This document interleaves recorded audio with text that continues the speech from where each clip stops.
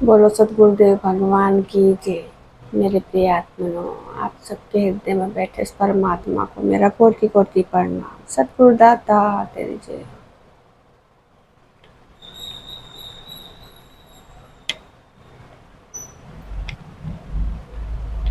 आजकल वीडियो बनाने का ज़्यादा समय नहीं लग पा रहा है, मेरा मिलता नहीं है समय।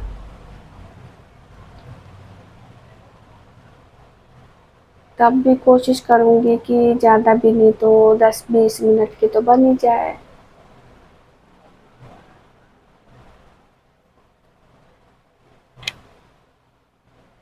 बातें तो समझाने के लिए बहुत हैं,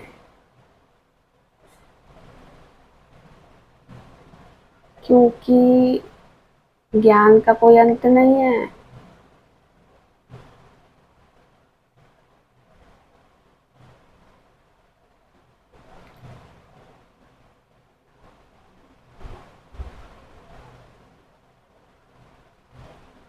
बस इसे तो रोकना पड़ता है, वरना अंत नहीं होता इसका।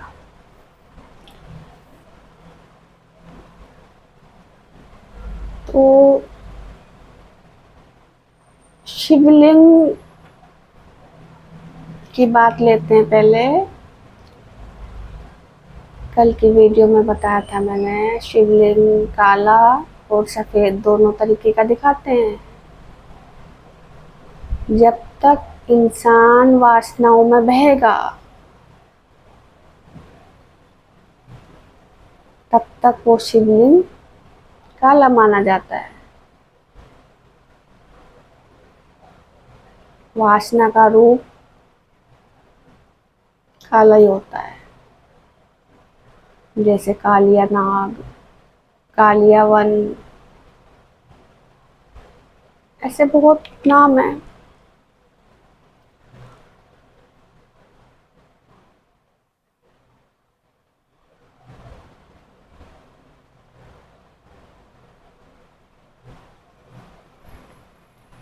इसका तो एक शिवलिंग और एक ज्योतिर्लिंग,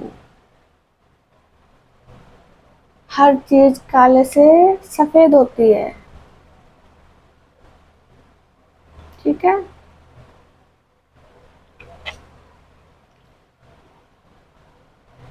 सफेद से काली भी हो जाती है। सतयुग से कलयुग आता है, कलयुग से सतयुग भी आता है।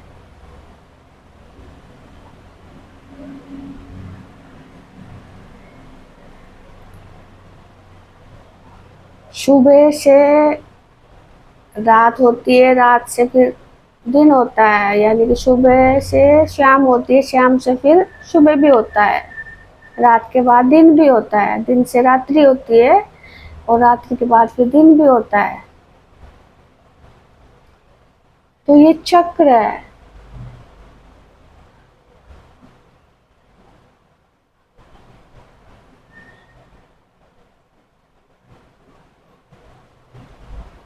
जैसे सुख के बाद दुख आता है, दुख के बाद सुख भी तो आता है। स्थिर तो नहीं रहता ना एक जगह,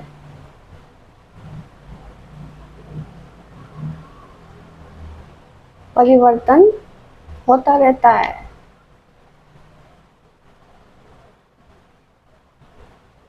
सिर्फ आत्मा परमात्मा का परिवर्तन नहीं होता, प्रकृति में जो चीज है, चाहे वो हमारा शरीर ही क्यों नहीं है,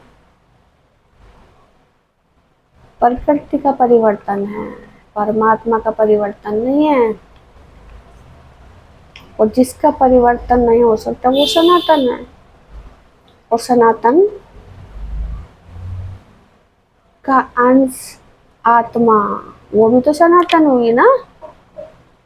तो इसलिए सब लोगों के अंदर, जिसके अंदर आत्मा है, वो सब सनातन है। इस बात को आप लोग अच्छी तरह समझ लो। तो सनातन का कभी अंत नहीं हो सकता, वो था, है और हमेशा रहेगा। इस बात को आप हमें गांठ बांध लो।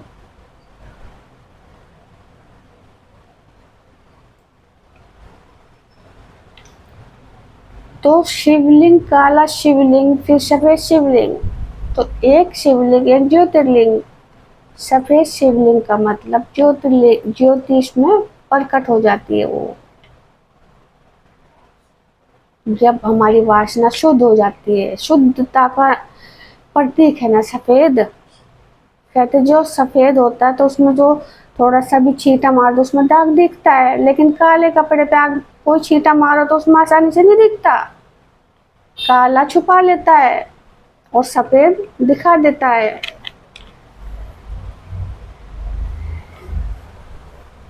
तो शुद्धता का प्रतीक।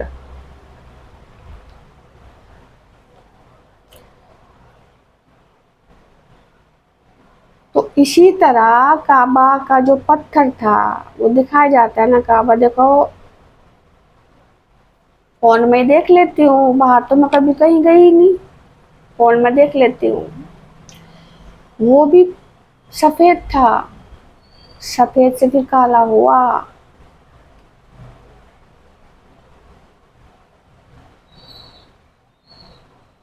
यानी सात्विक से तामसिक माया, देवता से असुर बना।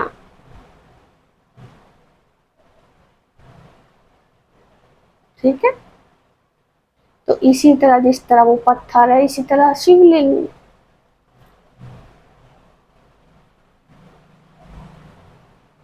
ये अलग अलग तरीके से दिखा के समझाया गया है। ठीक है।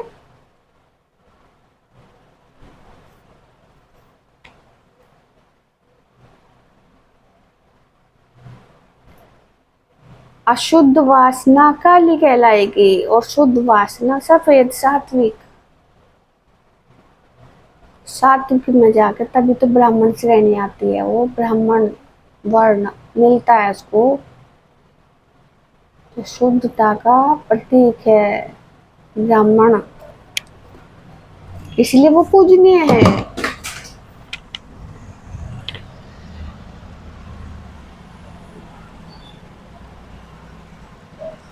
तो शूद्रों को इसलिए नहीं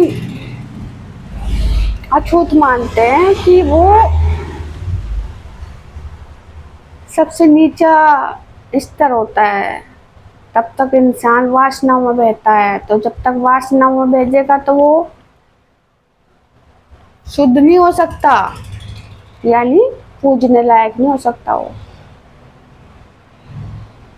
चाहे जन्मजात ब्राह्मण ही क्यों ना हो, तो पूजने के लायक नहीं है।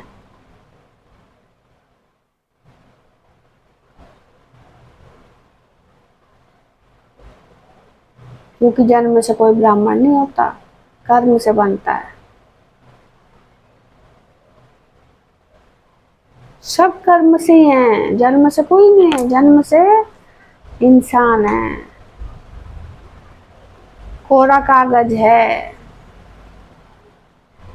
इसको लिखना पड़ता है तब उसमें कुछ लिखा जाता है।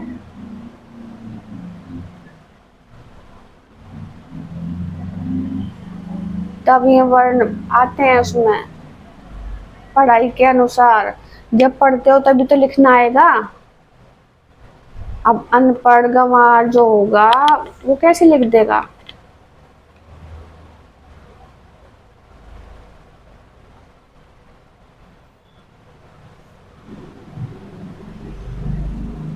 ये सिर्फ कहने की बात है।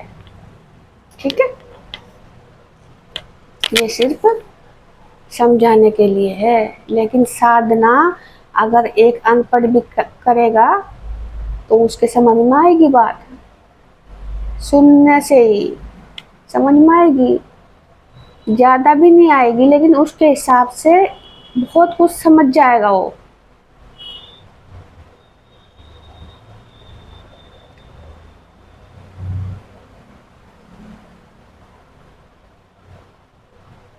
तो पूर्ण ज्ञाता तो परमात्मा ही है, उसके ज्ञान में त्रुटि नहीं हो सकती।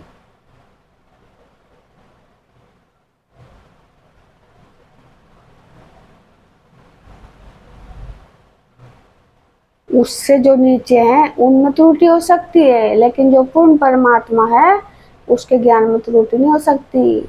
इसीलिए किसी भी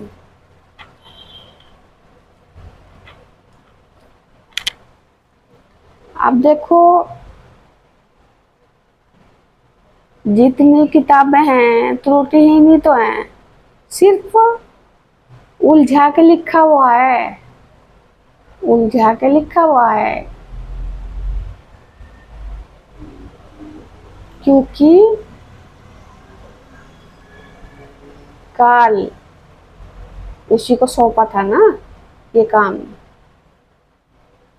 लेकिन उसने सही भी लिखा और उलझा भी पूरा दिखाया भी। लेकिन जो किसी को दिख न सके, देखे जैसे आप लोग बाजार में जाते हो तो बहुत से कपड़ों की दुकान में ऐसे भी कपड़े मिलते हैं कि उसमें डिफेक्ट होता है, लेकिन वो दिखाई नहीं देता। उसे लोग सस्ता समझकर भाग भाग के ले लेते हैं कि तो इतने का था, यहाँ तो बहुत सस्ता है, ले लो। तो कोई भी उसमें डिफेक्ट ऐसा दे देते हैं कि वो दिखता नहीं है आसानी से, तो ले लेते हैं लोग। पता भी होता है तो ले लेते हैं, वो डिफेक्ट दिखता नहीं आसानी से। इसी तरह है ये भी, काल सब कुछ बताता है लेकिन उसमें कुछ छोड़ देता है समझने के लिए। जैसे वो मंत्र बताया था फेरों के टाइम, बस यहाँ समझ लो, और बहुत है बातें।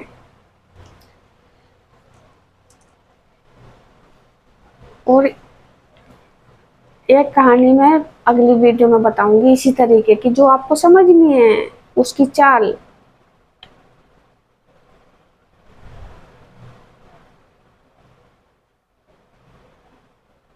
ये सब एक खेल है, खेल। परमात्मा ने, काल माया ने जो है सब एक ही है, एक ही हिस्सा, सब उसी से चला आ रहा है, उससे कोई अलग नहीं है।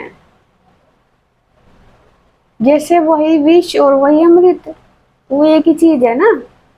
इसी तरह काल ब्रह्म और पार ब्रह्म, बस इनको समझना है।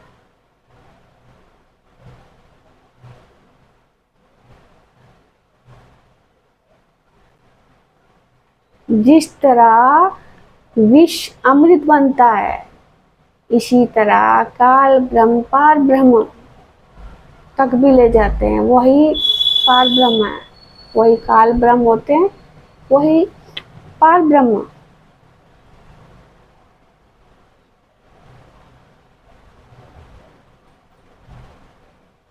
अच्छा, जैसे कार्तिकेय का मोर था, यहाँ आप समझ जाओगे। कार्तिकेय का मोर था, जो साधक शुद्ध हो जाता है वो क्या हो जाता है, मोर पंख। मोर पंख हो जाता है ना, तो कृष्ण के मुकुट पे मोर पंख दिखाते हैं, कबीर के मुकुट पर मोर पंख दिखाते हैं। मोर पंख की मान्यता है। हुँ? जिससे वो मोर पंख प्रकट होता है। मोर बहुत सुंदर होता है, अपने पंखों की वजह से होता है सुंदर। लेकिन मोर के पैर देखे आपने, कितने बदसूरत होते हैं पैर। पैर का मतलब वासना से है। तो एक ही मोर के दो रूप हो गए ना। पैर का जो हिस्सा आता है, जैसे पैरों में शूद्र को भी दिखाते हैं ना, तो शूद्रता जो है वासना की तरफ। लेकिन पैरों पर ही आदमी खड़ा भी होता है, यही पैर उसको खड़ा करते हैं, यही सहारा बनते हैं पूरे शरीर को उठाने का। लेकिन वो जो सच्चाई है, पहली क्लास से अगली क्लास में जाता है इंसान। पहली क्लास में पढ़ेगा तो अगली क्लास समझ में नहीं आएगी। तो इसी तरह शूद्र होते हैं, मुस्लिम होते हैं। तो ये सिर्फ आप एक पढ़ाई लगा लो, इसको मैं बार बार इसलिए समझा रही हूँ, ठीक है।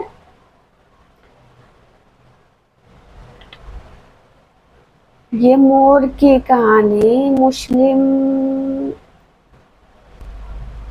किताबों में भी है। कोई आदम हवा की कहानी में भी देखा था। मोर और सांप भी दिखाते हैं उसमें। अब मोर उसकी बातों में आ गया था। चलो तो बात की बात है। अभी तो मैंने जो टॉपिक छेड़ा है उस पर चलते हैं। अब देखो,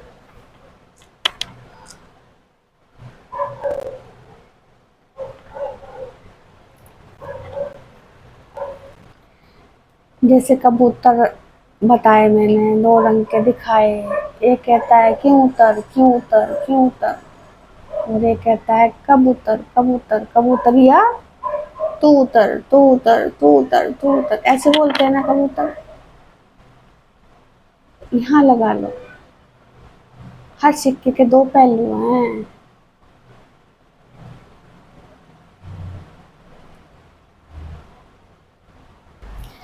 अच्छा, जो हज के लिए जाते हैं वहां पत्थर मारने का भी रिवाज है ना उनका। काबा में पत्थर मारते हैं कि चीज में मारते हैं जहाँ शिवलिंग बंद हो, कुछ ऐसे दिखाते हैं ना। तो पत्थर मारने को शुभ मानते हैं। पत्थर मारने को शुभ इसलिए मानते हैं, वो वासनाओं का प्रतीक मुसलमान। ठीक है, वासनाओं का प्रतीक मुसलमान। तो मुसलमान को वासना प्यारी होती है, यही वो पत्थर मारना है।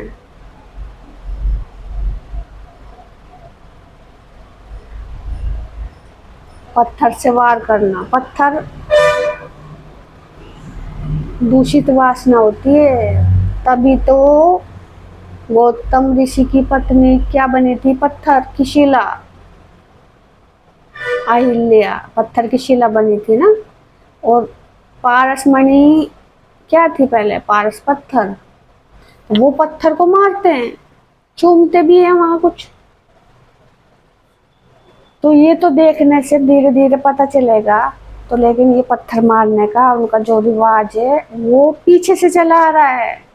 राक्षस प्रवृत्ति जो है वासना के वश में थी, वो पत्थर मारना है।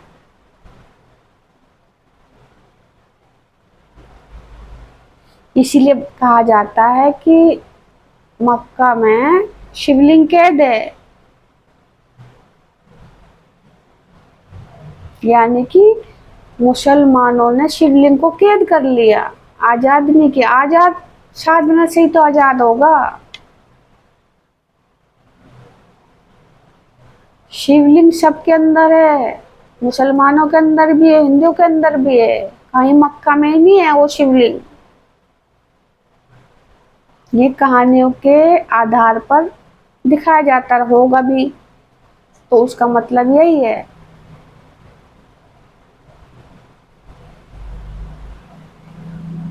कि शिवलिंग कैद है। कैद यानी वासनाओं में फंसा हुआ। तो जब तक वो हिंदू नहीं बनेगा तब तक वो कैदी रहेगा। जब तक मुस्लिम हिंदू नहीं बनेगा तब तक वो कैद रहेगा। इसलिए बताया जाता है कि वहां हिंदुओं को जाना मना है। उनके शास्त्रों में लिखा होगा ना कि उस जगह हिंदुओं का जाना मना है, तो हिंदू नहीं जा सकता। हिंदू ऐसा काम नहीं कर सकता। हिंदू उच्च क्वालिटी की साधना है। ठीक है, तो हिंदू कभी भी शिवलिंग को कैद नहीं करेगा, वो आजाद करेगा, वासना को आजाद करेगा।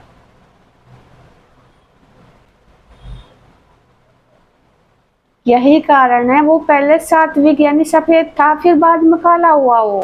तो काला किसका रूप है, वासना का।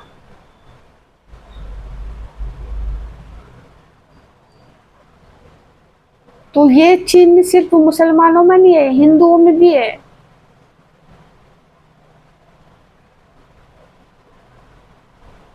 तो ये जाल समझना है, ये चाल समझनी है सिर्फ।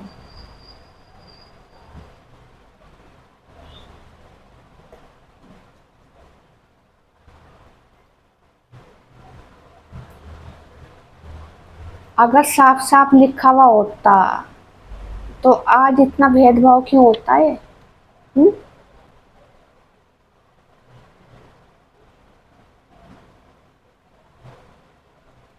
किसी मुरीद की, किसी सन्यासी की, किसी गुरु की, किसी पैगंबर का लिखा हुआ ये होता तो वो इतना उलझा के क्यों लिखते कि किसी के समझ में ना आए? उलझाता कौन है? काल का जाल।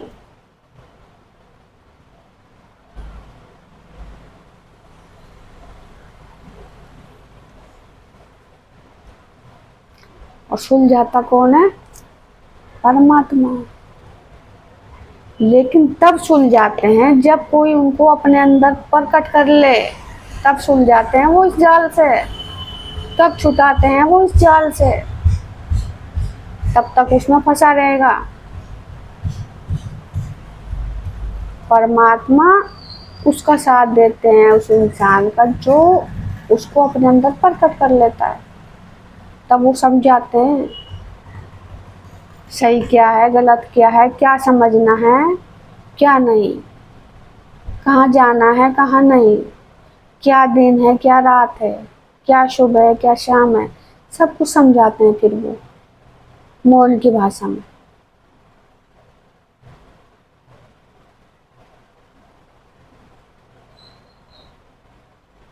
तो इसीलिए मैं बार बार कहती हूँ साधना से ऊपर कुछ नहीं है, साधना करो बस।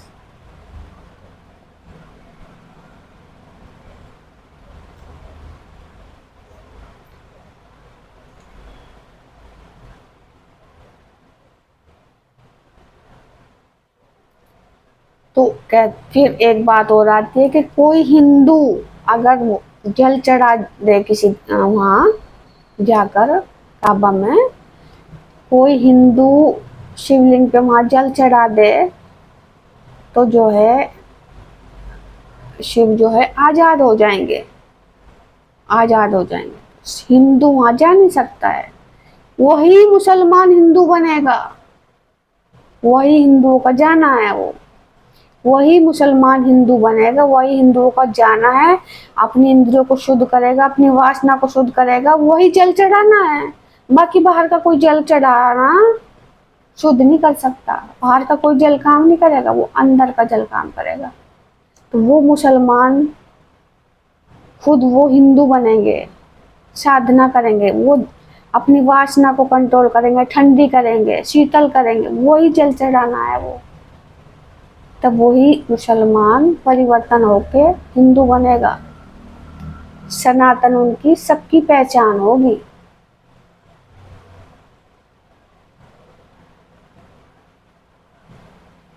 ये सिर्फ पढ़ाई की क्लास है, हिंदू मुस्लिम सिख ईसाई,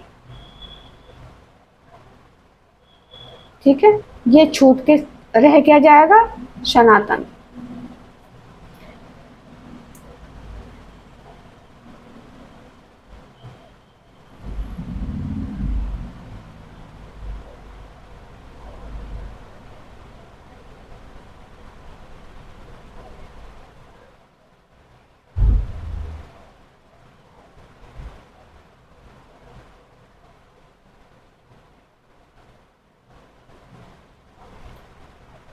तो अब जो है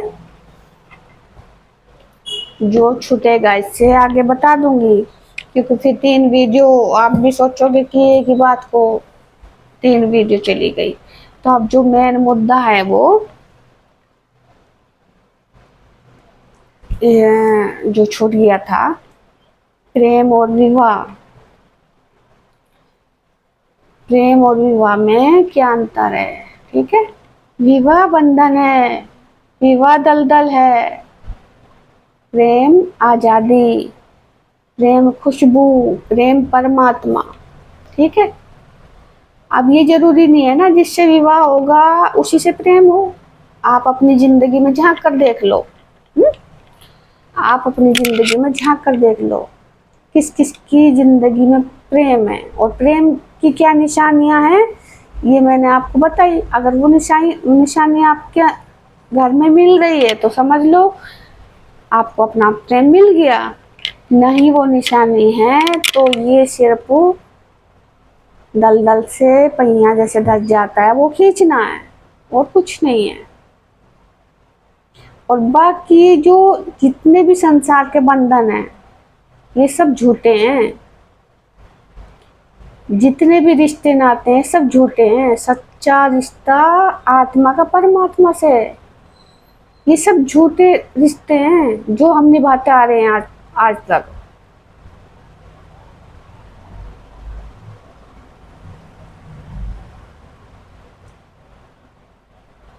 ये रिश्ते इतने मान्य नहीं है, इसीलिए इनको जितनी जल्दी आज इंसान अपने मन से हटा दे ना कि परमात्मा के सिवा कोई अपना नहीं है। बाकी अपनी जिम्मेदारी निभाओ जितनी निभ सके। चिपक के ना रहो किसी भी रिश्ते में, चिपक के ना रहो, मोह में ना बंधो।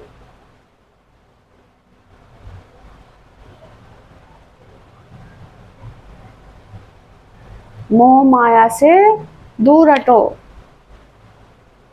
तो ये जो विवाह है मोह माया में फंसाती है। बाकी प्रकृति में देखो सब बच्चे भी पैदा कर रहे हैं, प्रेम भी कर रहे हैं। आपने देखा होगा ना, सांप दिखाते भी हैं और बहुत लोगों ने देखा भी होगा, वो भी प्रेम करते हैं। जब उनका मिलन दिखाते हैं तो वो आपस में कैसे लिपट जाते हैं, एक दूसरे से बिल्कुल लिपट जाते हैं। कबूतरों को देखो चोंच में चोंच मिलाकर कितना प्यार करते हैं वो आपस में। बहुत ही जानवरों को आपने देखा होगा, प्यार वो भी करते हैं। ऐसे नहीं कि उनमें प्यार नहीं होता, प्यार करते हैं, लेकिन शादी के बंधन में नहीं है वो। और ऐसा भी नहीं है कि जानवर कुछ जानता ही नहीं है। अगर जानवर कुछ जानता ही ना होता तो अपने बच्चों को कैसे पालता हो, कैसे उसकी देख देख करता।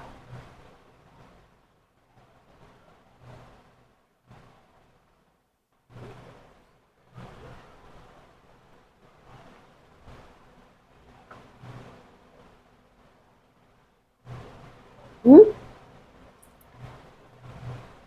वो बंधन में नहीं है, वो आजादी की जिंदगी जी रहे हैं। कमी सिर्फ उनमें इतनी है, राम का नाम भी ले रहे हैं वो आप लोगों से ज्यादा। राम का नाम भी लेते हैं वो, इसलिए कहा जाता है फिर पछताए क्या हुआ जब चिड़िया चुग जाए खेत। फिर पछताने के सिवा कुछ नहीं होता। तो प्रकृति इसलिए हमें सिखाती है कि तुम सीखो, हमसे सीखो। जैसी हम जी रहे हैं ऐसा तुमको भी जीना पड़ेगा, यही अपनी जिंदगी में उतारना पड़ेगा, तब जाके आप सफल हो पाओगे। तो प्रकृति में देखो जानवरों की कितनी लाइन होती है परिवार की। आगे बच्चे होते हैं, पिछलों को भूल जाते हैं, वो सबको पकड़ के नहीं बैठते कि पीछे बच्चे हो गए तो वो भी आ जाओ। जैसे आज तक पहले बच्चे होते हैं, फिर उनके बच्चे होते हैं, पोता हो गया, फिर पड़पोता हो गया, फिर सड़पोता हो गया, उनको सबको बांधे बैठे हैं। अरे घर छोड़ने को नहीं कहा, लेकिन परमात्मा में कोई नहीं लगता, वही बंधे बैठे हैं, बस यही हमारी दुनिया है। तो ऐसे चिपके मत रहो। जब तुम्हारी जिम्मेदारी पूरी हो जाए शिव परमात्मा को मानो, इनको छोड़ दो फिर उनको हाल में। ऐसा नहीं है कि तुम्हारे बिना उनका काम नहीं चलेगा, मर जाओगे तो फिर कैसे चलता है काम। हर किसी का काम चलता है, वो किसी का काम नहीं रुकता। किसी के जाने से मरने से किसी का काम नहीं रुकता, बस आजाद होना सीख लो। तो इतने आपकी जिम्मेदारी, जब तक वो उनके बच्चे जो है प्रकृति में अपने पैरों पर खड़े नहीं हो सकते, अपनी अपना शिकार चुग्गा करने लायक उड़ने लायक नहीं होते पक्षी भी, इतने वो उनका साथ देते हैं। जब उनको उड़ना आ जाता है, चुग्गा खाना आ जाता है, तब उनको उनके हाल पे छोड़ देते हैं, फिर दूसरे की तैयारी करते हैं वो। ऐसा ही हर इंसान को करना चाहिए।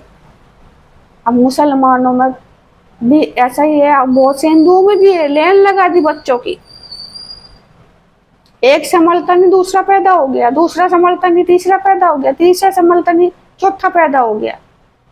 अरे उसे संभलने का मौका तो दो। तो इतनी जल्दी जल्दी बच्चे क्यों पैदा कर रहे हो?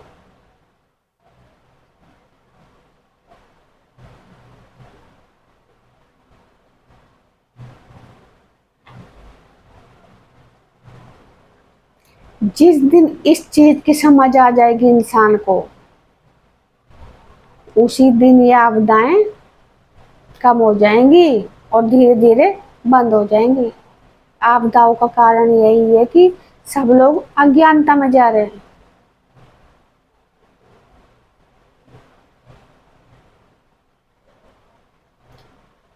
इंसान के हाथ में भी तो बहुत कुछ है। हुँ? 1 बीघा खेत है हमारा, अगर उसमें हम 1 कुंटल बीज गिर देंगे तो वो क्या हमको फसल मिल पाएगी? उसके हिसाब से बीज गिरेंगे तभी तो फसल अच्छी होगी। वही आपके परिवार का है। खुशहाल कब होगा इंसान? छोटा परिवार होगा।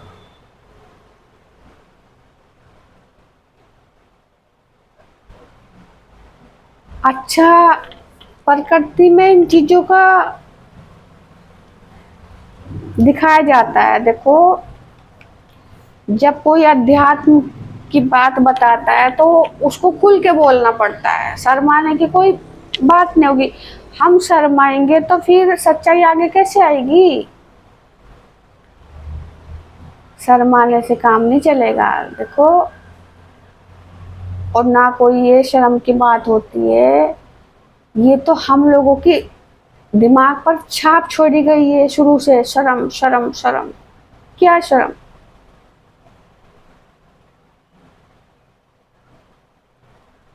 प्रकृति में कौन शर्मा रहा है? इनको समझ में ना आने की वजह से, कहानियां समझ में ना आने की वजह से, वेद पुराण समझ में ना आने की वजह से इसको शर्म बना दिया, इस चीज को गलत बता दिया। तब से ये शर्म शुरू हो गई।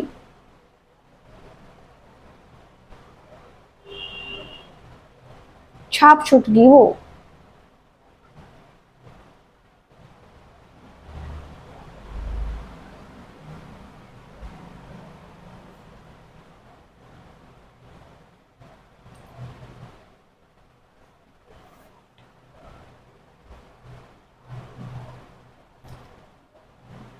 तो जानवरों की जो तासीर है, जैसे भैंस गाय बकरी, जिसने जो चीज पशु देखी होगी पाले होंगे, उसको उसी का ही पता होगा। अब जैसे कोई भैंस भी आई तो उसके वो अ, कुछ महीनों के बाद आगे की होती है। और जानवर पालने वाले आगे की जल्दी हो जाए, आगे की जल्दी हो जाए, इसकी वजह से वो कहीं भिनोले खिलाते हैं, गरम गरम चीज खिलाते हैं, कहीं डॉक्टरी इलाज करवाते हैं कि जल्दी हो जाए बस। तो उनको कोई फासला दिया जाता है। तो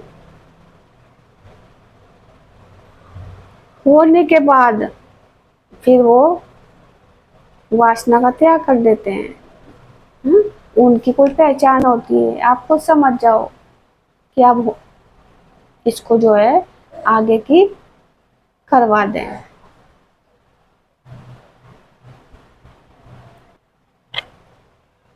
तो बीच में उनका कोई मतलब नहीं होता वासना का, बीच में उनका कोई मतलब नहीं होता वासना का, इतना कंट्रोल होता है उन पर। तो ना झोटा उसको छेड़ेगा और ना वो उसके प्रति उसका भाव कुछ होगा, जबकि वो निर्वस्त्र होते हैं, सब कुछ दिखता है उनका, लेकिन वो बात जानते हैं।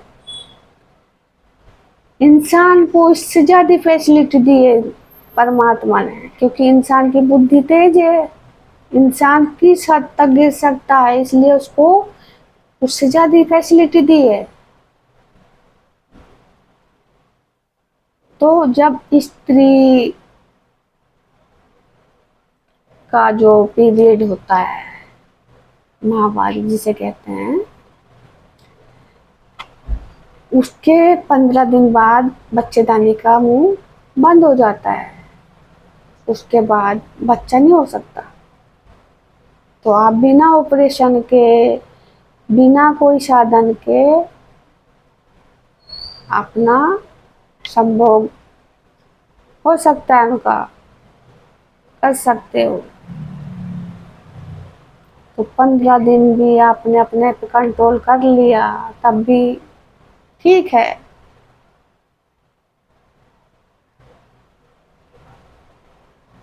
तो फिर बच्चा नहीं पैदा होगा। अब कंट्रोल किसी का इसमें है नहीं, तो वो पहचान होती है ना माहवारी, कि अब जो है इसके बाद आपको छेड़ना नहीं है।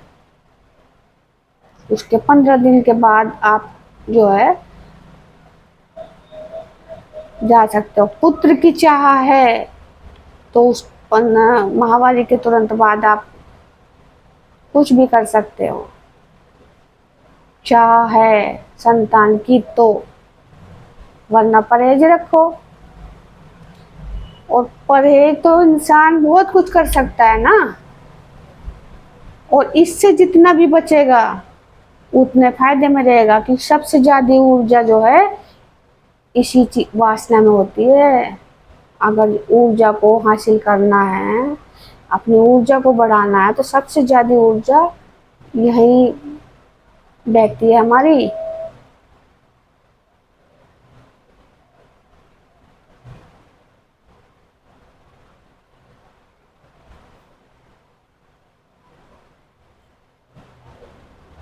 तो प्रकृति भी प्रेम करती है, कहने का मतलब ये है प्रकृति भी प्रेम करती है, संभोग भी होता है, सब काम होते हैं, इसके हिसाब से चलो।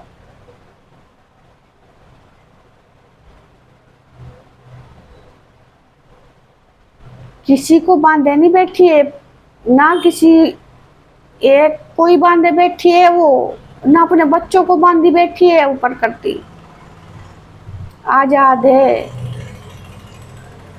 और ये शरीर भी एक प्रकृति का ही है, ये प्रकृति से अलग नहीं है शरीर,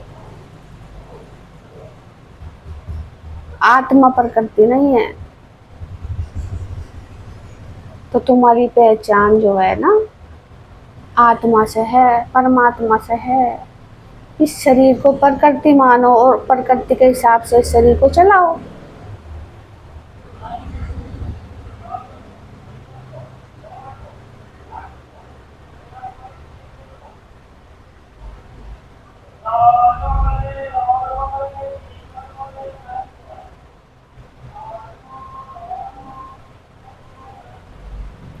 आत्मा तुम में भी है, आत्मा जितने प्रकृति में जीव जंतु हैं उनमें भी आत्मा है, शरीर में उनके भी आत्मा है। तो जिस तरह वो चल रही हैं उस तरह तुम चलाओ, तो दया उस प्रकृति पे भी होती है। कितना भी गुनाह करके इंसान जाए, एक ना एक दिन उसकी सजा कम हो जाती है, खत्म हो जाती है। हुँ? उन प्रकृति की भी सजा खत्म होती है बाद में, क्योंकि बहुत गुनाह करके जाती है प्रकृति में आत्मा शरीर को लेकर। तो वो अपना पछतावा करते हैं, सुमिरन भी करते हैं, पर काम का नहीं आता, लेकिन दया होती है उन पे फिर बाद में, कि 84 के चक्कर काट के फिर वो उनको इंसान का जन्म भी मिलता है, कि चलो अब समझ जाओ, देता हूँ मैं तुम्हें जन्म, एक मौका देता हूँ।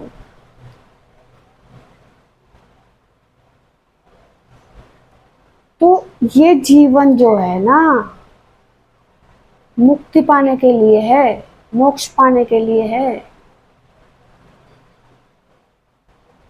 इसको ऐसे ना गंवाओ मोह माया में फंसकर।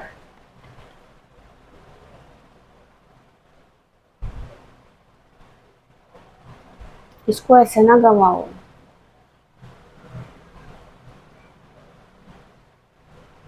अब वीडियो तो ये भी लंबी होगी, और अभी आपको और भी बहुत बात बतानी है,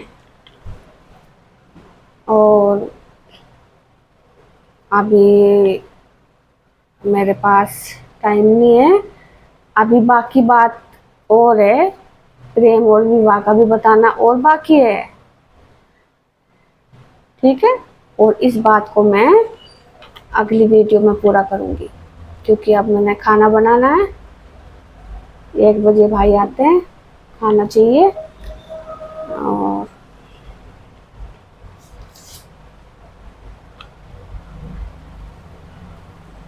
इस वीडियो का जो है अगला भाग जो है, मैं प्रेम और विवाह के बारे में और भी कुछ बताऊंगी, दूसरी वीडियो में बनाऊंगी। अभी टाइम नहीं है, तो इस वीडियो में इतना ही। आप लोगों ने इतना सुना, आपका बहुत बहुत धन्यवाद। तब तक के लिए मेरी राम राम। सद्गुरु दाता तेरी जय।